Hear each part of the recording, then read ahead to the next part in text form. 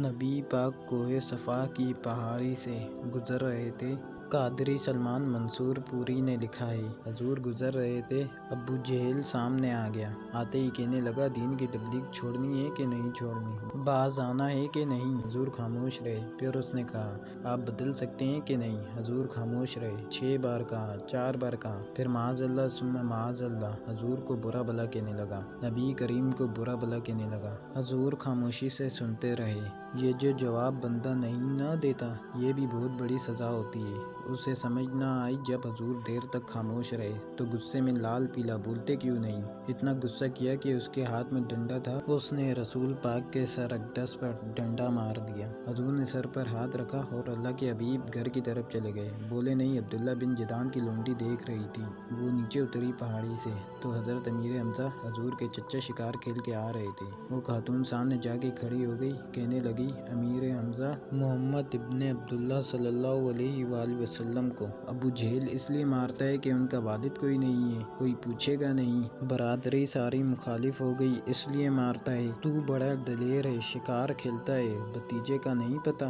یہ نہ ہوتا ہے، چچا کو بھی بڑا پیار ہوتا ہے بھتیجوں سے۔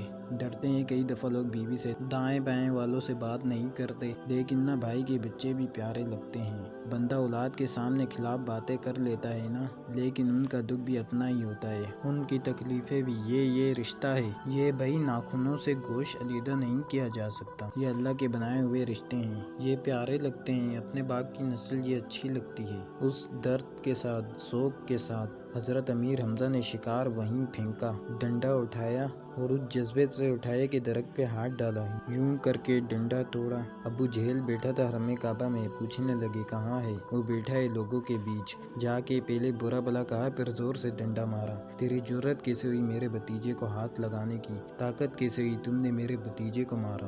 تو جرأت کرنا میں دیکھتا ہوں، تو کیسے آج کے بعد حرکت کرتا ہے۔ اسے پتا تھا کہ حضرت امیر حمزہ کتنے دلیر ہیں، اور دلیر بھی ہیں اور اس وقت پورے جذبے میں بھی ہیں۔ اس نے جرأت نہیں کی ہلنے کی بھی، چپ رہا۔ حضرت امیر حمزہ رضی اللہ تعالی عنہا سیدہ خدیجۃ الکبریٰ کے گھر آئے۔ اماں جی حضور کو پٹی کر رہی تھی، اتنی دیر میں نبی کریم نے چچے کو آتے دیکھا نا، یہ بڑے زخم بڑی جلدی تازے ہوتے ہیں۔ اٹھ کے کھڑے ہوئے، جب حضور نے ان کے کندھے پہ اپنا سر اقدس رکھا تو رونے لگے، محبوب کریم۔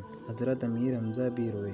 نبی کریم کے آنسو پونچھ کے کہنے لگے، خوش ہو جائیں، اب رونے کی کوئی ضرورت نہیں، میں نے بڑا سخت بدلہ لیا ہے، راضی ہو جائیں، جرأت نہیں کرے گا آئندہ۔ میں سر پھوڑا ہے اس ڈنڈے کے ساتھ۔ جب یہ کہا تو اللہ کے حبیب نے سر اٹھا لیا، آنسو پوچھ کے فرمایا، چچا میں نہیں ایسے خوش ہوتا۔ کہا، بھتیجے آپ کیسے خوش ہوتے ہیں؟ فرمایا، میرے دین کا کلمہ پڑھ جاؤ، میں خوش ہو جاؤں گا۔ دین میں آؤ، غلامی کرو، دین کی ڈیوٹی کرو، مسلمان بنو، نمازی بنو، نیک بنو، سنت شریعت کی پابندی کرو، میں اس سے راضی ہوتا ہوں۔ حضرت امیر حمزہ کیا جذبہ تھا اس وقت، کیا شوق تھا۔